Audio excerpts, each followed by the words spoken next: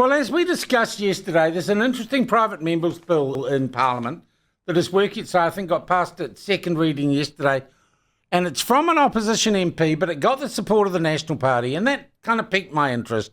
And we had an interesting discussion yesterday, didn't we, about whether or not in your daily lives you are private about how much you get paid, whether or not you discussed your remuneration with your co-workers.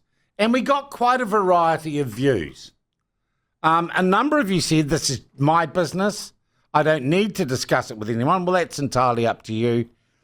But no one said, I feel it is unfair that my employer says I can't discuss it. And very few of you said that it ever happened. I shared my experience of telling in confidence John Campbell that I was getting paid more than him, and him running off and having a BH to the boss, and me getting in trouble for it. Why is this legislation before the House? I just find it interesting, everyday, real impact on people legislation. The person who put it forward is Camilla Belich. She's a Labour-list MP. She joins us from, I must say, a very nicely dressed studio set in her office in Parliament on what looks like a lovely Wellington morning. Good morning to you, Camilla. Thank you for joining us. Yeah, yes, I've got an interesting view of the beehive out the other window. All right. Too. Why did you put this bill in? Whose idea was it, and why? Yeah, so I was in the Education Workforce Select Committee last Parliament, and one of the things that we did was a briefing into pay transparency measures. And one of the main things we're looking at was a kind of bigger reporting regime. So, companies reporting the pay scales of their employees as happens in other countries. But one of the really interesting things that came out of that briefing was this suggestion.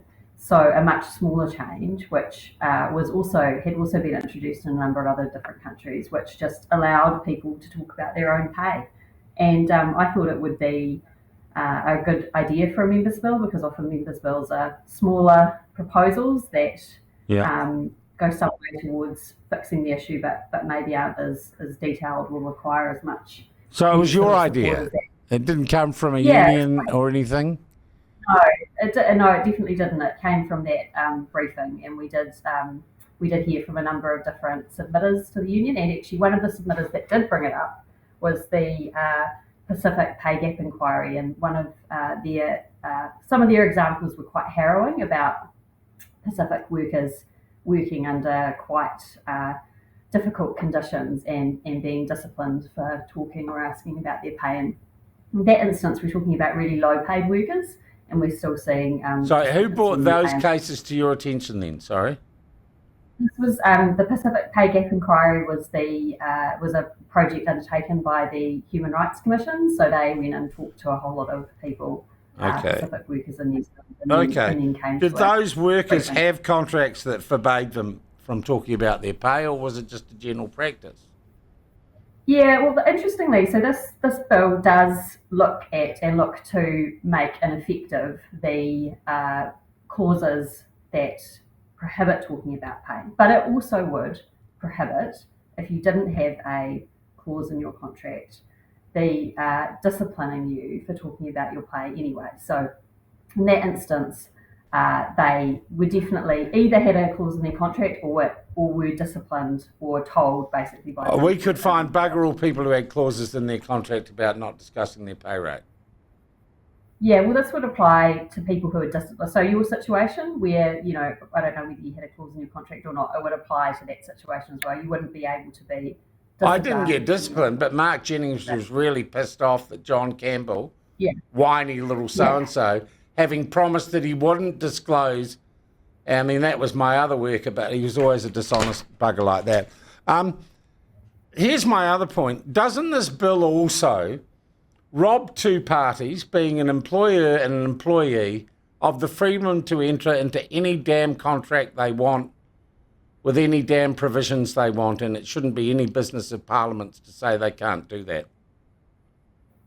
Well, one thing it doesn't do is require any party to do any particular thing. So if the employee that enters into an agreement with their employer decides that they won't talk about their pay and decides that that's a really important thing for them that they want to uphold, then this this bill will absolutely not impact them at all. So Okay, side, but what if they decide they want to put that in their contract?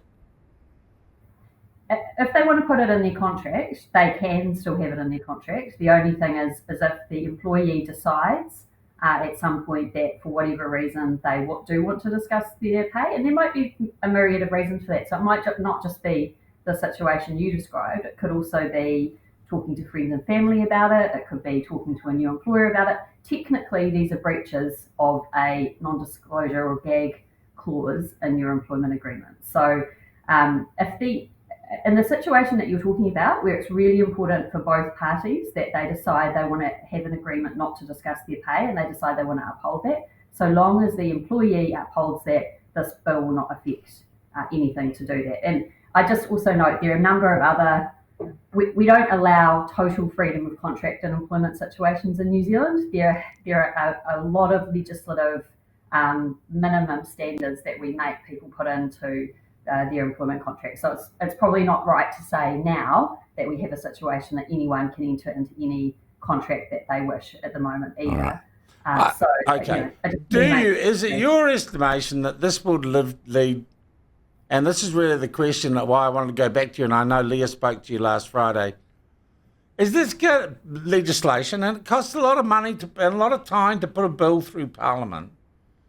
I just wonder if the kind of return on all the investment for this bill, given that most people, or a hell of a lot of people, don't see it as an issue, do you think it's kind of worthwhile or not? Or Parliament might have better things to do with its time?